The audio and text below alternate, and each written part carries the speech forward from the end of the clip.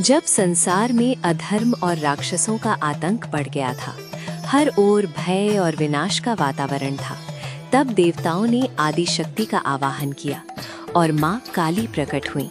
अत्यंत भयंकर, विशाल, काले वर्ण की, जिह्वा बाहर निकली हुई और आंखों में अग्नि जैसी चमक।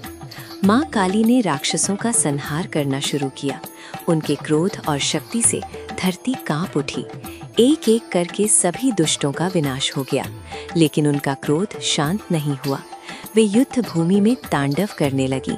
उनके हर कदम से पृथ्वी डगमगाने लगी और सृष्टि के विनाश का खतरा उत्पन्न हो गया। देवता भयभीत हो गए।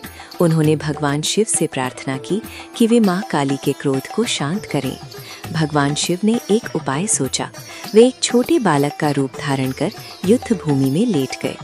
जब माँ काली तांडव करते हुए आगे बढ़ रही थी, तभी उनकी नज़र उस छोटे से मासूम बालक पर पड़ी। बालक रो रहा था, निर्दोष, असहाय और कोमल। जैसे ही माँ काली ने उस बालक को देखा, उनके भीतर की माँ जाग उठी।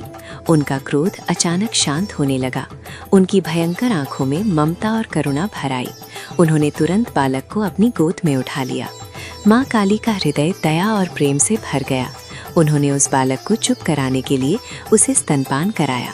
उस क्षण उनका भयंकर रूप पूरी तरह से मातृत्व में बदल गया। वो बालक कोई और नहीं, स्वयं भगवान शिव थे। जब माँ काली को ये सत्य ज्ञात हुआ, तो वे शांत और प्रसन्न हो गईं। उनका तांडव समाप्त हुआ और संसार फिर से संतुलन में आ गया।